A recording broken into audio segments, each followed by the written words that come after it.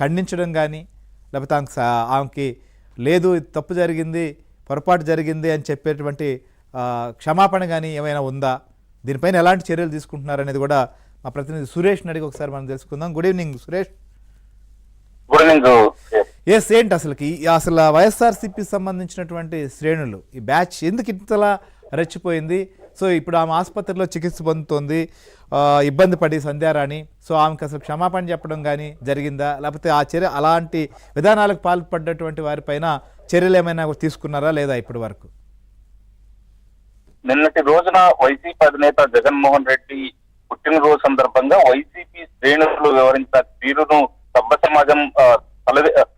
సమాజం చాలా చీదరించుకుంటున్న పరిస్థితి కనిపిస్తుంది. వైసీపీ కార్యకర్తలు ఈ తరహాలో వివరించడం పట్ల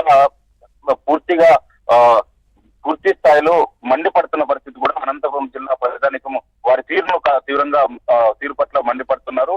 ముఖ్యంగా వైసీపీ అధినేత జగన్మోహన్ రెడ్డి పుట్టినరోజు సందర్భంగా అనంతపురం జిల్లా వ్యాప్తంగా కూడా అరాచకానికి పాల్పడ్డారు అంటే కూడా చెప్పొచ్చు. ముఖ్యంగా తనకల్లు మండలంలో జరిగిన ఘటన పట్ల పూర్తి స్థాయిలో వైసీపీ శ్రేణుల పట్ల ఆగ్రహం వ్యక్తం చేస్తున్న పరిస్థితి ఉంది. ఒక నిండు గర్భిణి ఏదైతే క్రాకర్స్ పేల్చొద్దండి అంటే టపాసులు పేల్చవద్దు, తాను నిండు గర్భిణిగా ఉన్నాను, 7 నెలల గర్భిణిని తనకు ఇబ్బంది అవుతుందంటూ సంధ్యారాణి అజయ్ అనే వైసీపీ కార్యకర్తల దృష్టికి తీసుకొచ్చారు.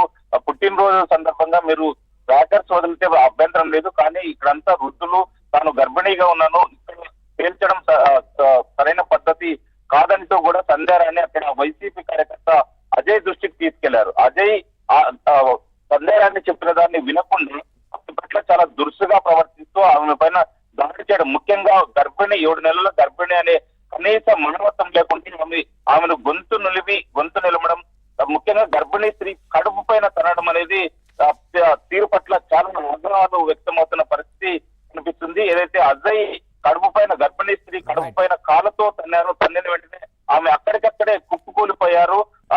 గట్టిగా అరెస్టు కూడా అక్కడే కుప్పకూలిపోవడంతో వెంటనే వాయిస్ క్లారిటీ లేదు సురేష్, మళ్ళీ ఒకసారి సంప్రదిస్తాం మిమ్మల్ని. ఎస్, మనతో పాటు ప్రముఖ విశ్లేషకులు సత్యమూర్తి గారు కూడా జాయిన్ అయ్యారు. నమస్కారం సత్యమూర్తి గారు.